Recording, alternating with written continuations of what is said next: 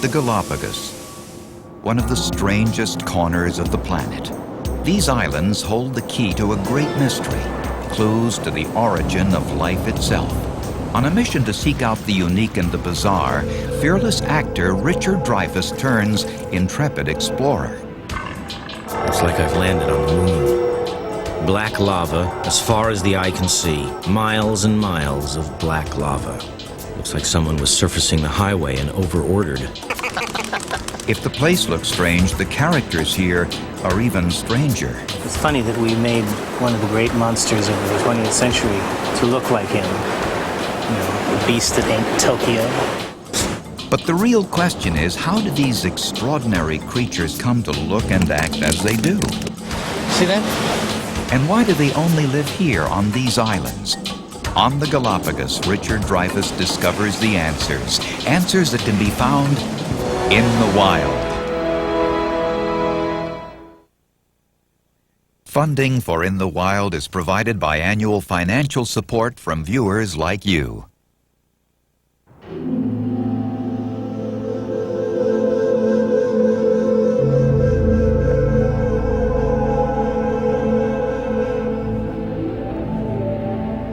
Quito, the capital of Ecuador, high in the Andes of South America. The starting point for my journey into the wild. I'm off to a land of strange creatures. Creatures that are found nowhere else on Earth. I've heard stories about the Galapagos Islands that are full of mystery, myth, even murder. Islands which inspired ideas about the origin of life itself. Ideas which were described as being like confessing to a murder.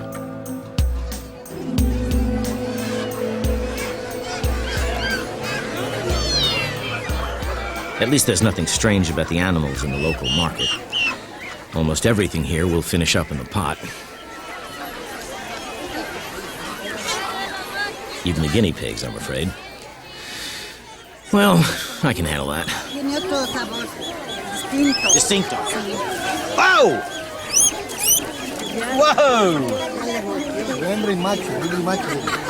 Hembra macho. No quiere nada, están firmando. Call my lawyer. Thank goodness I had my tetanus shot. Eso, ya no, eso, no le infecta ahí, ahí está sano. This is gonna keep bleeding. It's not the guinea pig's teeth that worries me, it's the bandage. My first injury on this film, but probably not my last. I think it needs some, so we don't have to like. Okay. No. No pasa nada. This is probably going to bode rather ill for the whole show, but maybe not. Maybe we'll look back on this as really the worst time. I doubt it. What is it that's so relaxing about a long sea voyage?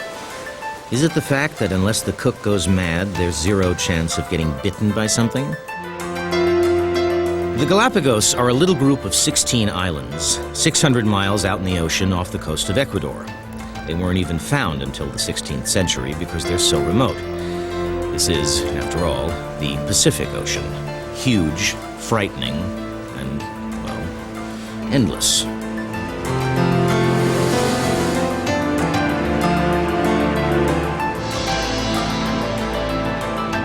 The rest of the crew has seen it all before, but when you're a city boy like me, things like this you can just watch forever.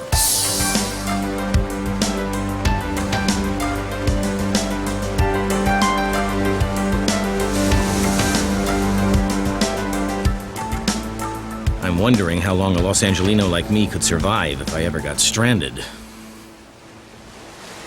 I'm also wondering whether or not the name of this show will be Richard Dreyfuss and the Galapagos Islands or Out of Character. We'll see.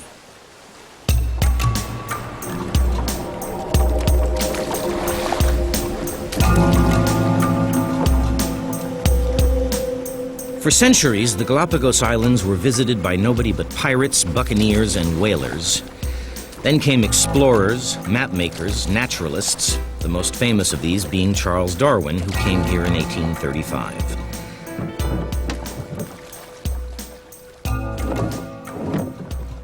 When Darwin rode ashore, like me, he had no idea that he would discover something here that would change the way we view our world.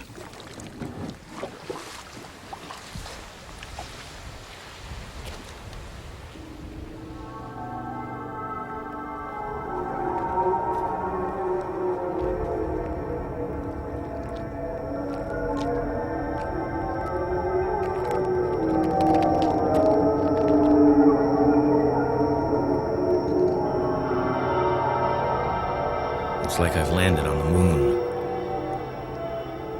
Black lava as far as the eye can see. Miles and miles of black lava. Looks like someone was surfacing the highway and over-ordered.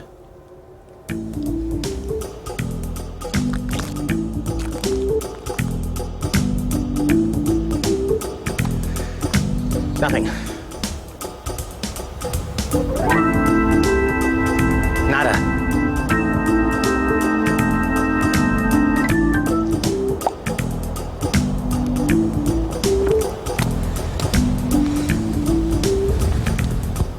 Well, I've been through this whole lava bed from stem to stern, and there's no life.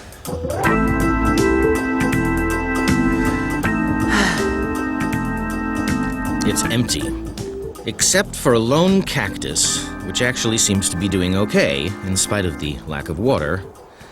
It's a type of cactus which grows on lava, and it's called the lava cactus. I like that. The Galapagos are in fact the tops of huge volcanoes which rose out of the ocean 4 million years ago. The western islands still erupt today, with red-hot lava meeting cold seawater and petrifying into rock.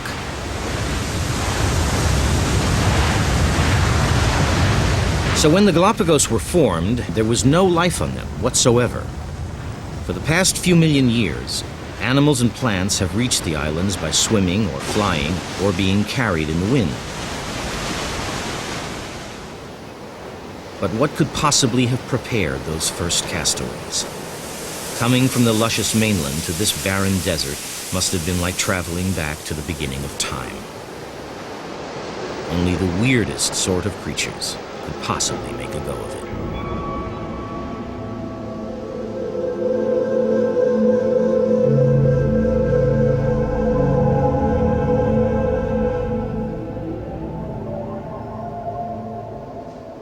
Well, if anything can look the part here, this is it.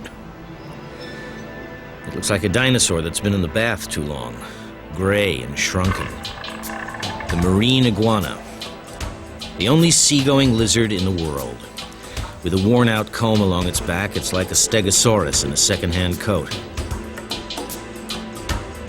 Not just surviving either, thriving. With the big males fighting for territory along the shoreline and fighting for the right to mate with the females on the slopes above.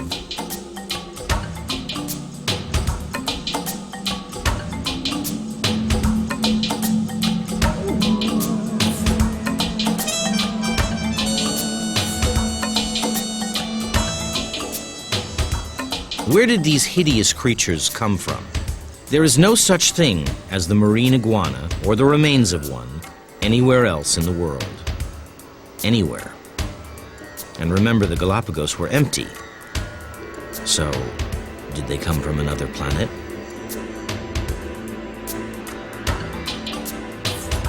These are the only iguanas in the world that feed in the sea, but right now they're warming themselves up in the sun before they take another swim.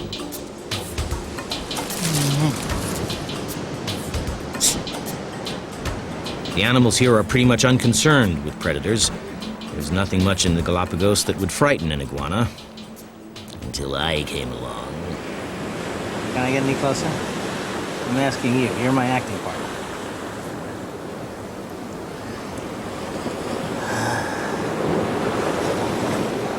Do you know a guinea pig in Quito? It's funny that we made one of the great monsters of the 20th century to look like him. You know, the beast that ain't Tokyo.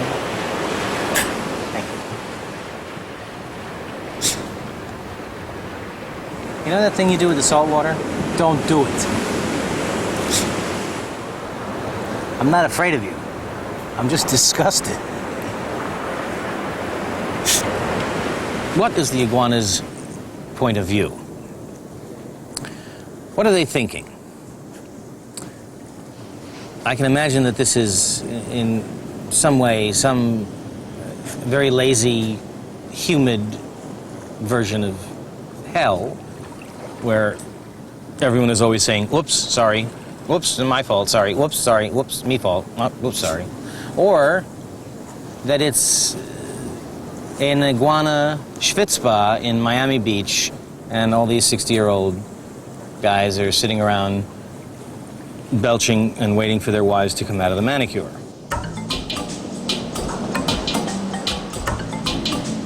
They got it sewn up here, these iguanas. They fit this place. So, were they made to order? I mean, are these designer reptiles? Tough, ugly creatures made for a tough, ugly landscape? Or did they just spring from the lava one day fully equipped? Until Darwin, that's what people used to think, that all animals appeared on Earth as finished products, fully assembled and ready to go. It's like the story of the watch. If you found a watch on the ground, where would you think it had come from? You'd assume, wouldn't you, that this amazingly intricate machine hadn't grown out of the ground. It must have been designed and carefully assembled by someone, a watchmaker, presumably. Well, any living being is far more complicated than a watch. Was the marine iguana specially created for the Galapagos? We know that other reptiles made it across from the mainland. The problem is, the marine iguana has never existed on the mainland, or anywhere else in the world. So the million-dollar question for me was, where did the marine iguana come from?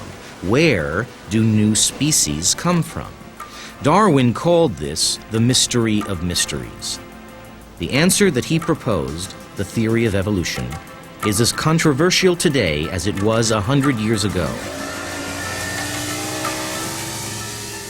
The problem is that, like all theories, evolution is invisible.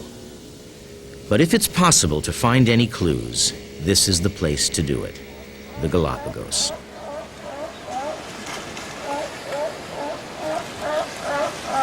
A few miles from the black lava, I was on a sandy beach overrun with sea lions. Looked like I'd missed one hell of a party.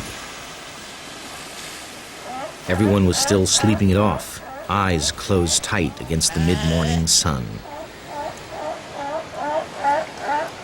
I felt like I was the cleaning lady and everybody had forgotten I was coming.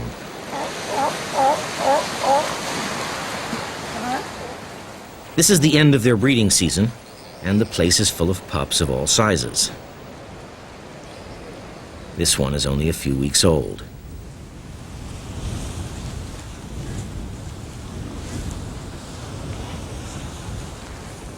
Doesn't it help when animals are mammals? It's as if we're naturally attracted to our own kind. I mean, I don't get me wrong, I adore reptiles, I really do. But we're all programmed to respond to big brown eyes and that help you do. Oh, you're so cute.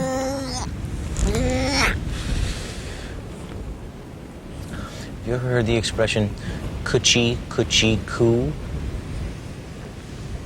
It goes, coochie, coochie, coo.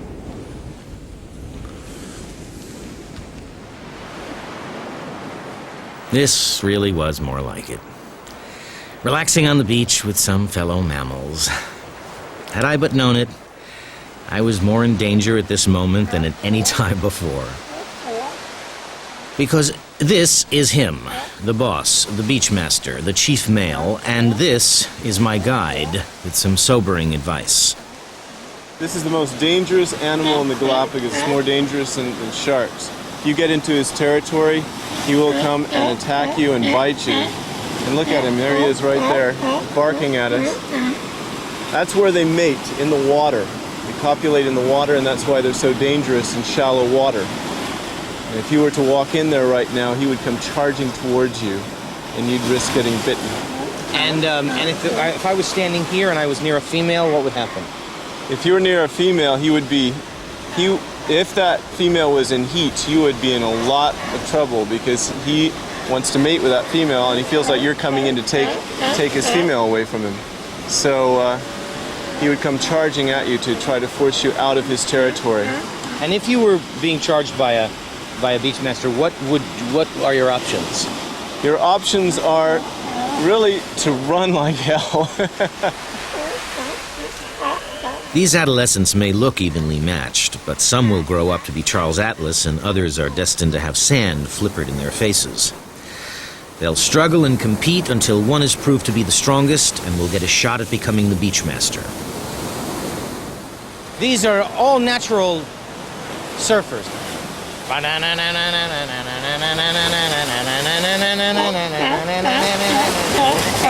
trying to sing here. Frankie, get back in. Get in it and go on in there.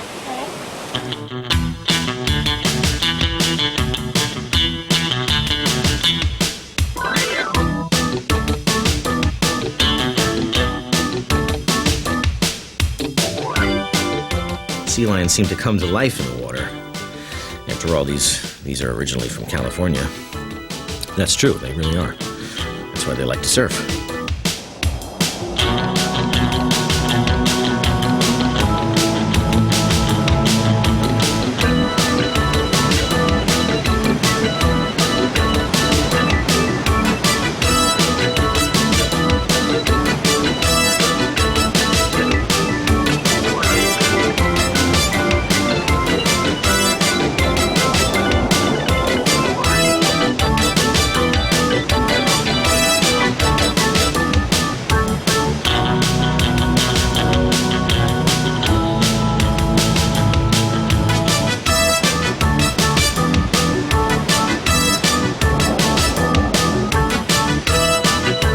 This spectacular display was more than just fun. It made me realize just how complex and varied life can be. I'm trying to work out the science of the Galapagos, to understand evolution. But right now, all I can see is a miracle.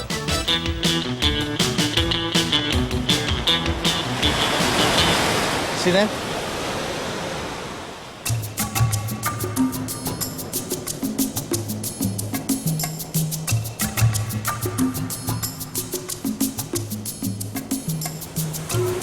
This is dawn in the Galapagos.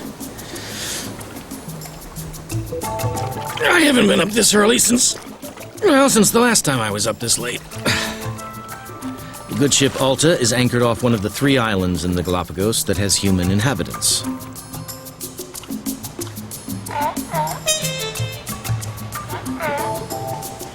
They say I've got to have my wits about me when I meet Gus Engermeyer. He's an 85-year-old German, the self-styled king of the Galapagos. Nobody knows the islands like Gus Engermeyer. He's not just a king. He's a philosopher, a naturalist, a guru. Oh, and I've been warned to brush up on my Shakespeare. Who's there? A subject of His Majesty. Qu'est-ce que c'est? One of your subjects, Your Majesty.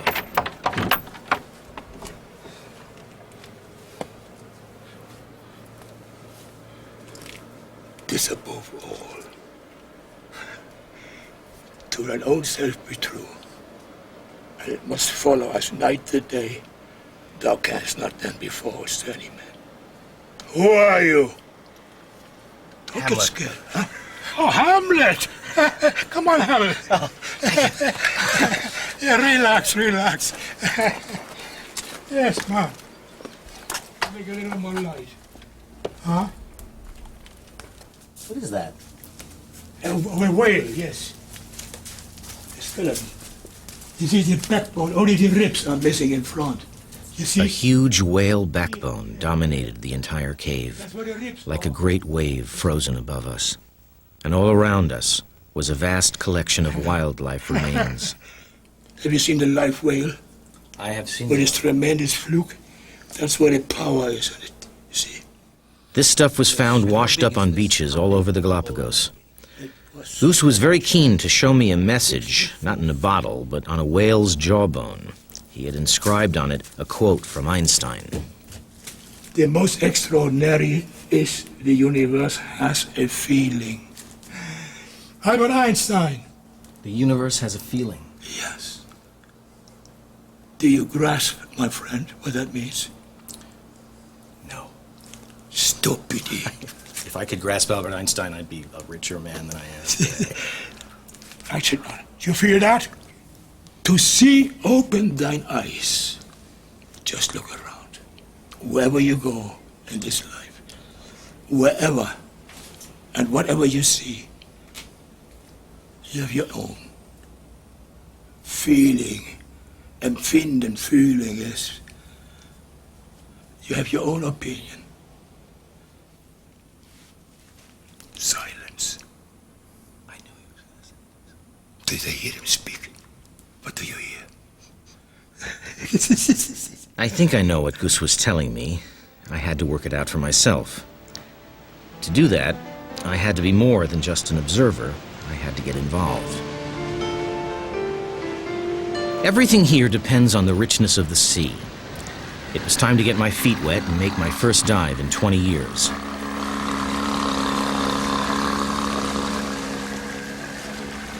I've done this a couple of times in Hawaii, but not in this area. And we're looking for sea lions to play with.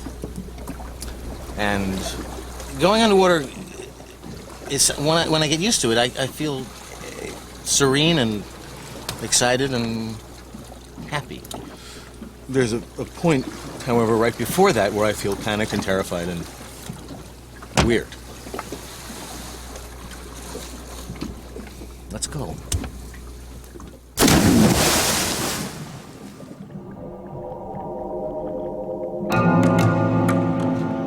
There's that initial panic. I keep expecting a huge white shark to appear from nowhere. Bum, bum, bum, bum, bum, bum, bum. But the dark shape that looms towards me is a sea lion.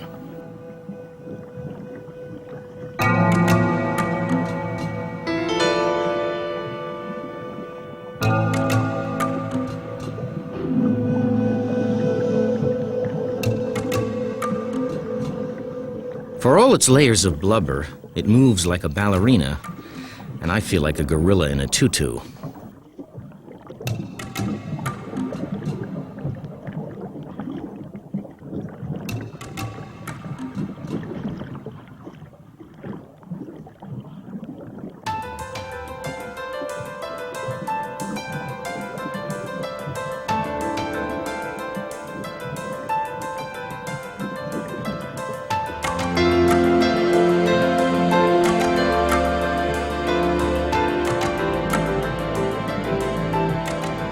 My reaction to this is to think it's not just play, it's kind of putting me in my place for being slow and clumsy.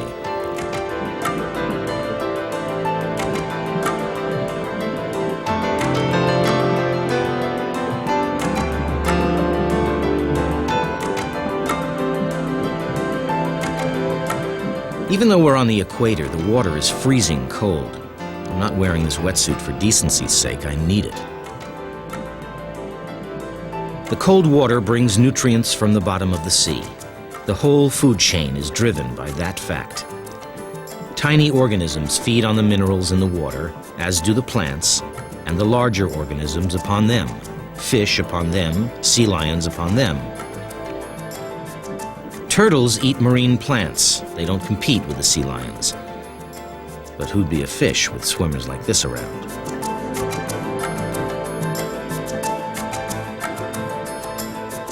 The only thing the sea lions have to watch out for is the same thing I have to.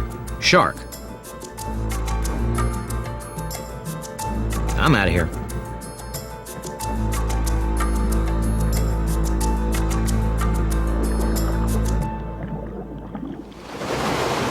Funny, I can't wait to get myself out of the water, and then I can't wait to get some of it into me.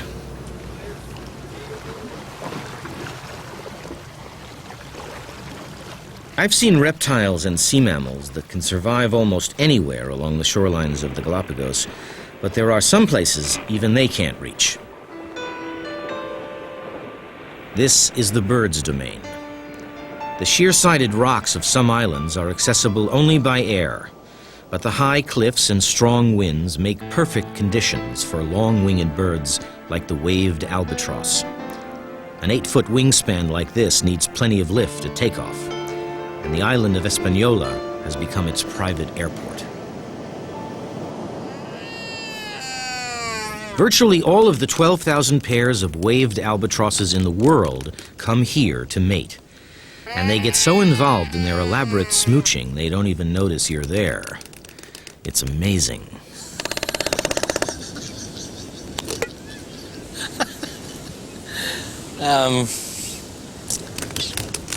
What is that? I don't know.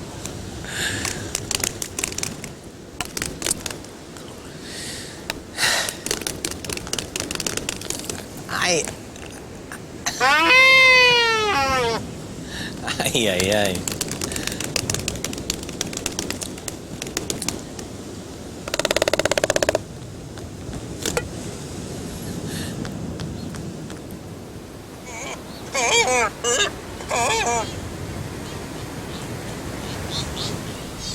The clicks, the hoots, the funny walks seem to be a part of a process of pair bonding.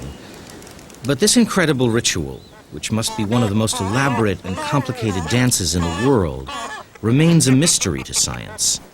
We can only guess what it all means. There's a repetition of behavior that really allows you to think that you can begin to understand what they're doing. And I can't. I'm just fascinated by the fact that I am fascinated by the fact of this ritual.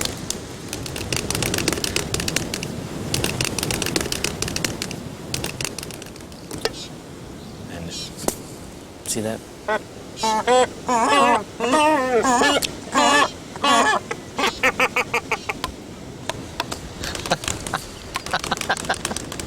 I don't know. Turns out albatrosses can live for up to 60 years, and they pair for life, so it makes sense that they get to know each other. In a few days' time, the last of the albatrosses will abandon their breeding ground, returning next season to continue their romance.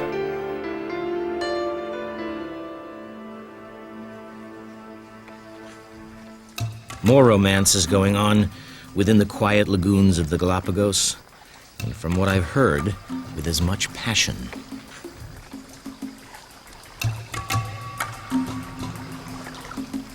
We've come here to look for green turtles mating, and all manner of marine life, like these golden rays, seem to be congregating in the lagoon for the big moment. Just like the albatrosses, the turtles cross thousands of miles of Pacific Ocean every year to return to the very spot where they themselves were conceived. This is one of the few places in the world that you can sit and watch the watery love affair unfold. No one knows why they make this pilgrimage, or how they find their way back here. It's as if they've been driven by an enormous compulsion. Just as we are. We don't talk about it in the same way. We don't admit it in the same way. Everything seems to build to this moment. All of the incredible variety of life that exists here in the Galapagos all share one thing in common, this compulsion to procreate. All of the nesting, all of the activity, all of the waiting and the patience, all lead to this. It's the most important thing in the world. It drives all of the animals. It drives us. We do not have sex because of ideology or nationalism or religion. Those are the institutions we use to try to keep us from having sex. But the compulsion to procreate is larger than any of our ideologies. It is comparable to the urge that leads a turtle to cross the Pacific Ocean and find this one spot and mate during this one small window of opportunity that it has.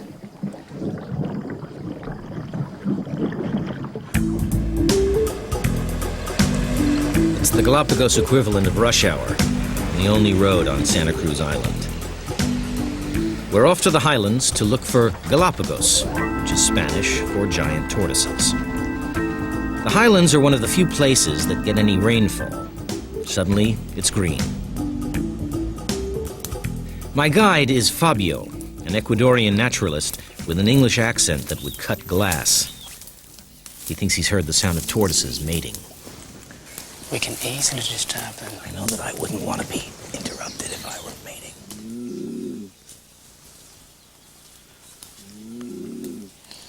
Very careful with your feet, the noises you make.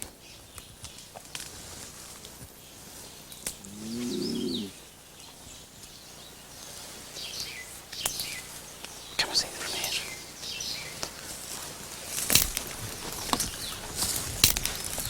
Just between the trees, do you see that?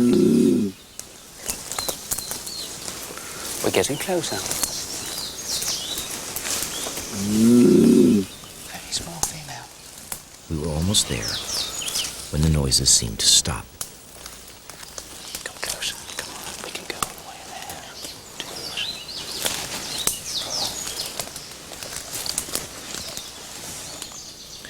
We had heard the sounds of two tortoises in the midst of sexual intercourse, and we came through the forest to try to watch them.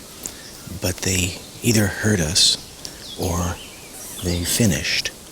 And I think the evidence is that they finished because there are some cigarette butts right around here. Well, I want you to know that this has been really great, but I have to go home and floss now. So, if you don't mind, we're gonna take off back to the altar. I hope.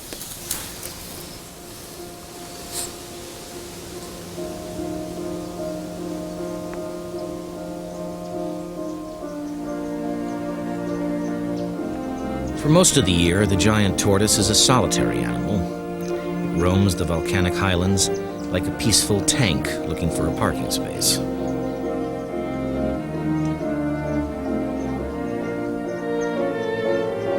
We're fairly sure that giant tortoises could have arrived in the Galapagos from Panama, where they're now extinct, floating on vegetation. If ever a creature was designed to patiently survive a long, dull sea voyage, this surely is it.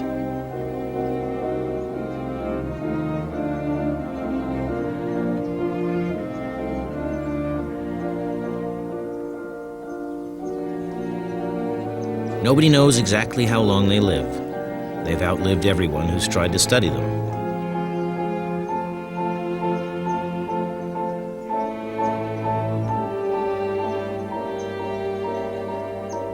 There's a story of a Madagascan tortoise given to the King of Tonga in 1782 that was still alive in 1927. It was probably around 200 when it died.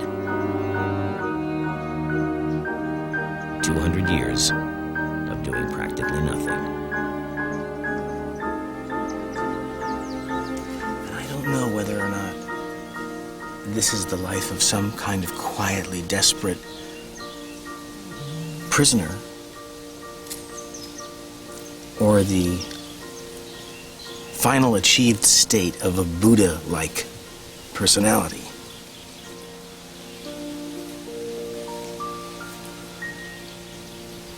I don't know if these tortoises are in this pond right now,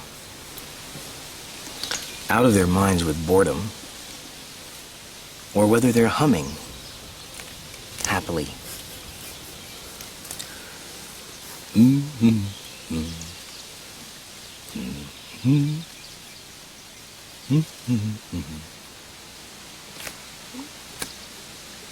It's up for grabs, I guess.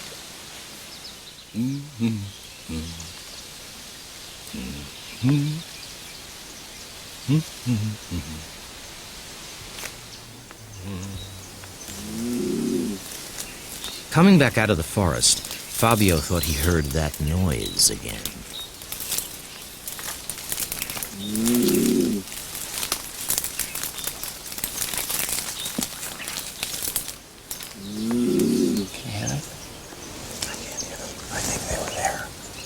I could just make out two shapes stacked on top of each other in the undergrowth.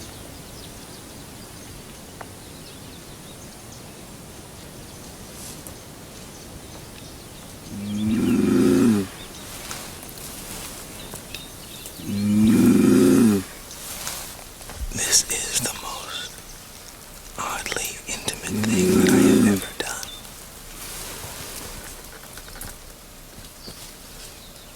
There are two tortoises having a romance. And that's exactly what it sounds like. And I know that it's my imagination. But I almost think that I can see him caressing her.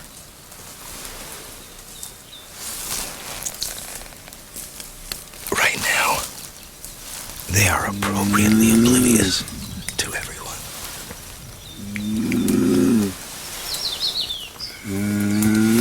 Tortoises are not sexually mature until they're 50. But that could still mean a sex life of over 100 years. It's worth waiting for, I guess.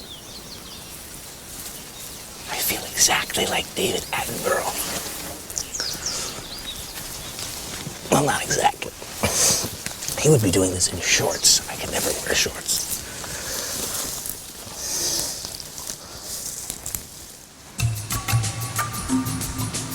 Is it my imagination, or is there a lot of sex going on in these islands? All around me, there seems to be this insatiable desire to breed. Those that don't make these extraordinary efforts, that don't swim across an ocean or lumber across a volcano or put their all into a courtship dance, don't get to mate and continue their line. Those that do make the effort have big families born with the same desires. Soon the population is dominated by avid breeders. But they have to stay alive long enough to find that mate, and the struggle begins right from birth, as I discovered when I visited a colony of masked booby birds. A sort of wildlife maternity ward. But in this cozy nursery, pretty soon a ghastly struggle starts to take place. The masked booby lays 2 eggs, 5 days apart. But the second egg is just the insurance, in case the first one doesn't hatch. The mother doesn't have enough resources to bring up both chicks, so instinctively, the older, stronger chick pushes the weaker one out of the nest.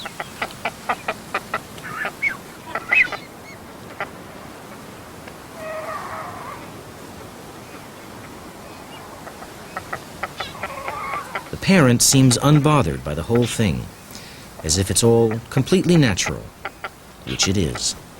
She, too, was once a murderous chick.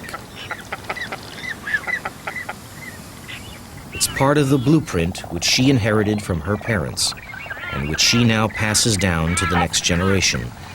There is no room for compassion.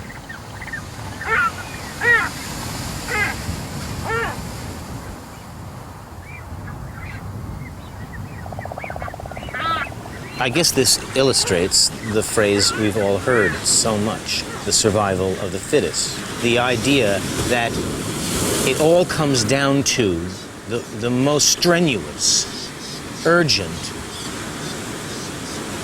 absolute rule that survival must happen and we will do anything to survive. What might seem to us like cold-blooded murder is in fact crucial to the survival of the masked booby. There is only enough space and food here for a limited number of individuals. The chick with the killer instinct wins out. This is the absolute rule by which the masked booby lives, and it works. The proof lies in the fact that there are still such things as masked boobies. Now, the expected reaction to all this might be shock or surprise, but we shouldn't be. We all live by that same rule, which should make this behavior, however cruel it appears, terribly familiar to us all. Survival is the great inheritance. But how does this process lead to the birth of a new species like the marine iguana? I still had a lot to discover.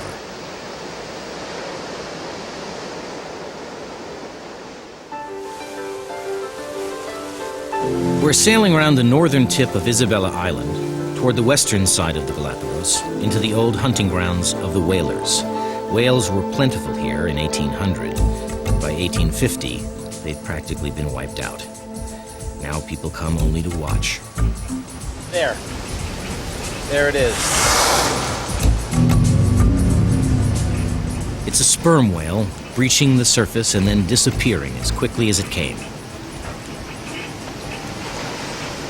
Sometimes we'll see an animal who seems to be precarious somehow, to have evolved as if they were fitting a bad suit of clothes. You know, they have a foothold here and a toehold there, and they're grasping with their tongue out here, and they've got sweat all over their brow, and they're just desperately trying to hold on to life. Not so with the whale. The whale seems perfect. The whale seems just what the whale should be. The whale has been evolving for around 60 million years. It's so perfectly adapted to the sea that it's impossible to work out how it ever learned to swim in the first place. The pelican is the same, a perfect flyer. But I was looking for imperfection, and I found it here on Fernandina Island. The flightless cormorant. As its name suggests, it's a bird that can't fly. The first imperfection I noticed was typically human. This male has just gone out to bring back something nice for the nest. And is there a thank you? I don't know. Not enough.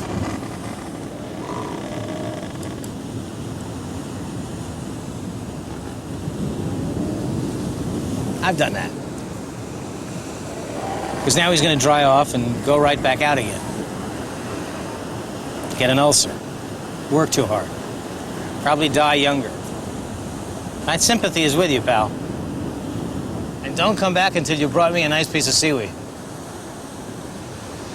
Watching him schlep back to the water's edge, I could see that here is an animal grasping onto life with an ill-fitting suit of clothes. This awkward bird is making its first evolutionary steps back to the sea. This is the only species of cormorant in the world that has given up its pilot's license for a more watery existence. In the Galapagos, where there's nothing to fly away from but plenty to dive for, this new design just seems to work better. The sea lion went back to the sea around 30 million years ago. This cormorant's only been diving for a couple of million years. It's not yet perfect, so it's easier to see how the changes are taking place, how it's adapting to its new environment.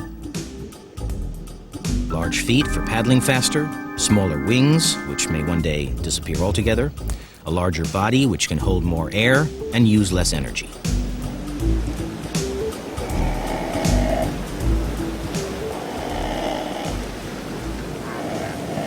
What I see sitting here is the kind of railroad station on the way from one point to another in the evolution of species.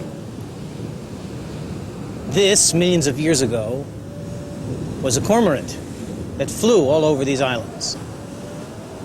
And millions of years from now, at the end of this journey, or at some further station down the road, it'll be perhaps a penguin. But right now, I can sit here and see it caught, in a sense, in mid-flight. It is on its way both to becoming something and having been something else.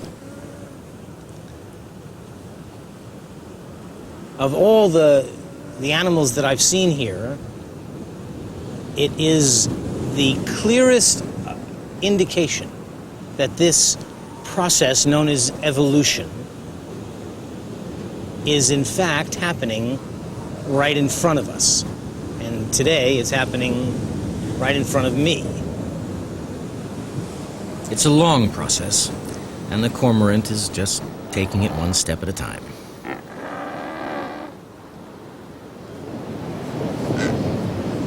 Evolution is a long, arduous journey made up of a series of small steps.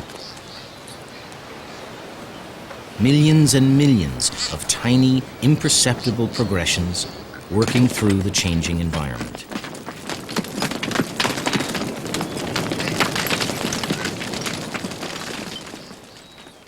And it's only when you get to the end of that journey that you can look back and see how far you've come. On top of the cliff were some birds of a beautiful but wacky species who showed how this process can take off in any direction and produce the most extraordinary results. These are frigate birds. For some reason, the females are attracted to red. So the males have developed this extraordinary technique for courtship to attract a mate.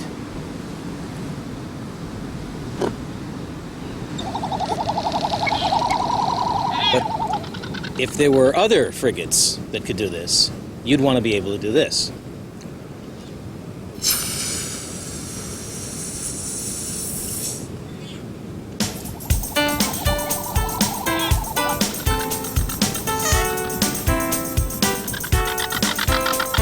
The red pouch is attracting the females who are flying overhead.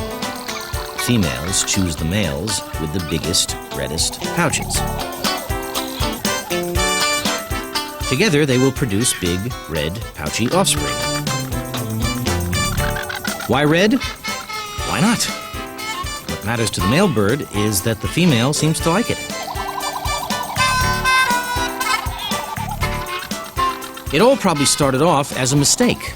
A frigate bird that was meant to be born all black, but because of a copying error in the genes, it had a red pouch. It begins by chance. Heads, 92. Heads, 93. Animals don't choose the way they evolve. Every generation throws up variations, and some of them work. Heads, 5. Heads, 96. It might seem like a long shot, but then you might say the chances of a coin coming up heads 100 times in a row is too tiny to consider. Heads, 98. But what if you had thousands of years? Heads, 99. It would be bound to happen sooner or later. Anything can happen. Yes! 100.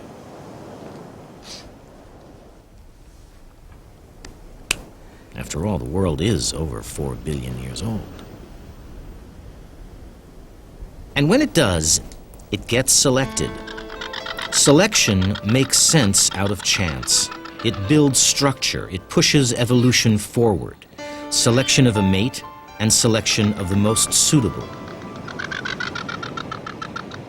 So, given enough time, maybe even something as incredible as a wing could evolve from the front limb of a reptile. Evolution is like a tree whose roots reach back to the beginning of time. Chance throws out the buds, and selection has pruned the most suitable, helped them to grow, branching in different directions to fill every niche of land, sea, and air. The animals we see today are the tips of the tree, the winning branches. Now I think I can see the process more clearly. Competition and variation, chance and selection can eventually lead one animal to turn into another. So finally, how do we explain the mysterious appearance in the Galapagos of the marine iguana? It was time to visit some old friends. Our first meeting hadn't been that successful, so I decided to try a new approach. My car broke down about a half hour out of town. I only have a driver's license and a master charge. Can you help me? So there were these 3 iguanas. Catholic, a Protestant, and a Jew. Ba-dum-bum. I've worked some tough crowds, but this is ridiculous. Just say whatever comes into your mind. You in the balcony.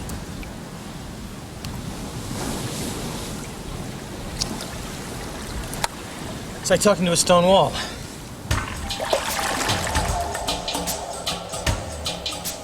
Where did the marine iguana come from?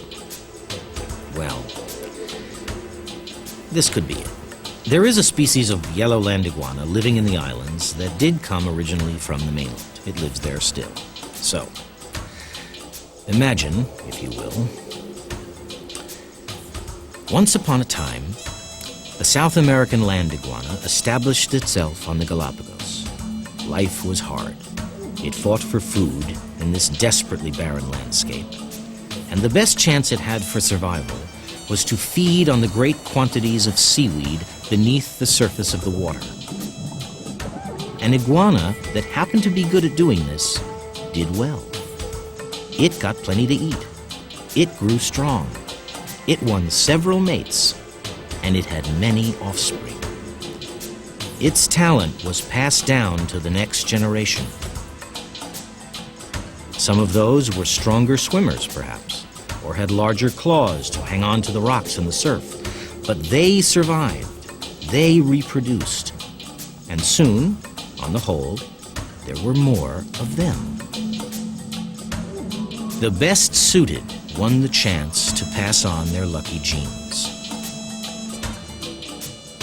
The losers were swept away by the tide.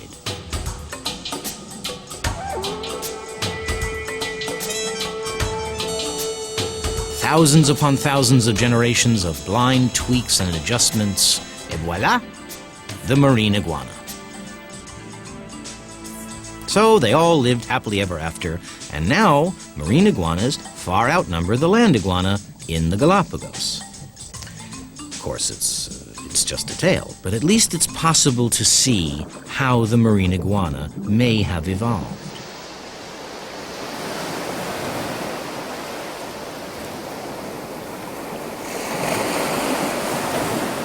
My 3 weeks in the Galapagos have been a revelation.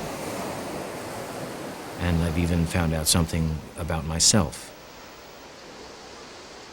Well, I learned a little bit about rowing. I found that there was really a kind of reward in waiting. And I found it very peaceful. And the fact that I live in a kind of hullabaloo constantly made me doubt whether or not I could be patient.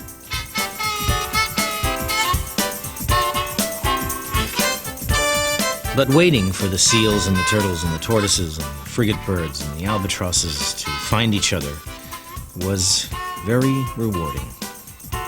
It made me begin to understand how animals can evolve, how one species can change into another.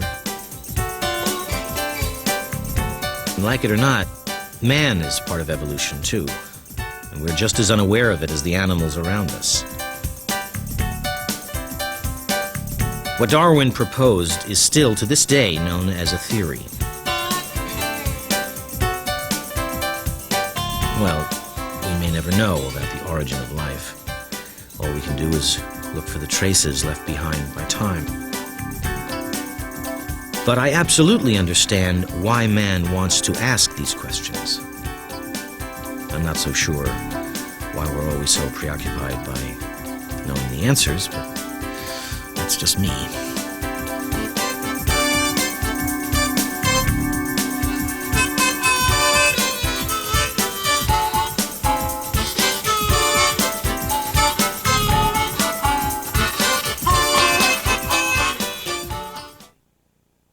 Funding for In the Wild is provided by annual financial support from viewers like you.